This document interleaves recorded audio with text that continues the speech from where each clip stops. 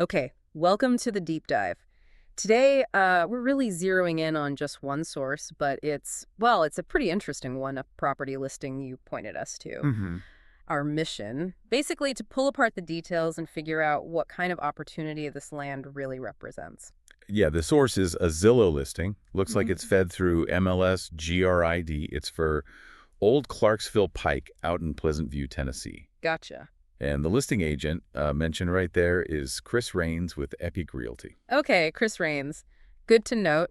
So, we're talking about 5 acres here, unimproved land. Right. And maybe the first thing that grabs your eye, or at least grabbed mine, is the price. Looks like it just got a $25,000 price cut. Yeah, that definitely signals something, doesn't it? Makes you lean in a bit. It does. So, beyond the price, what else jumps out from this listing? Well, I think the big headline feature here is that it's unrestricted. That's pretty significant for vacant land. Unrestricted. Okay, let's unpack that a bit.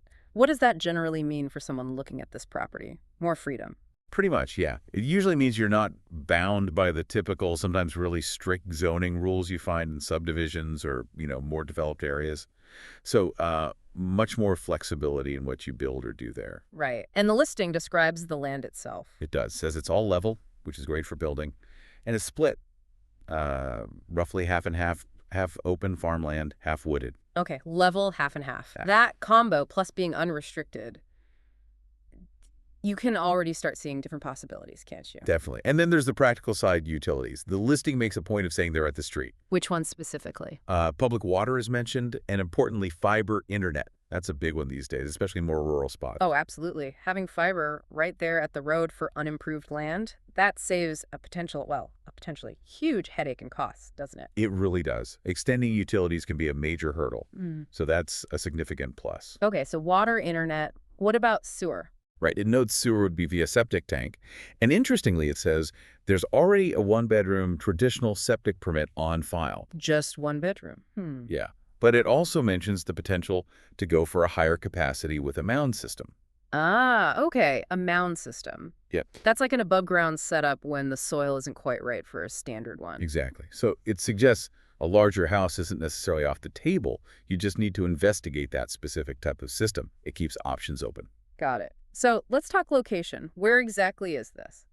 It places it about 30 miles from downtown Nashville, but only about 3 miles from downtown Pleasant View itself. Pleasant View. The listing actually calls it one of the most beautiful areas of Middle Tennessee. Yeah, so it's painting that picture, rural beauty, that country feel. But you're not totally isolated. You've got local stuff nearby, and the city isn't a massive trek away. Makes sense. Okay, back to the numbers.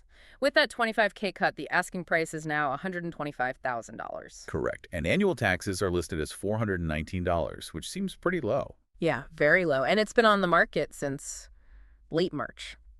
March 25th, 2025. So on Zillow for, what, 82 days now? 82 days, which, for land isn't necessarily ancient history, but that recent price cut after about 2.5 months, it might suggest the seller is getting pretty motivated. Good point. It adds to that opportunity angle. So putting it all together, unrestricted, level land, half wood shaft field, utilities ready at the street, this location, the price cut.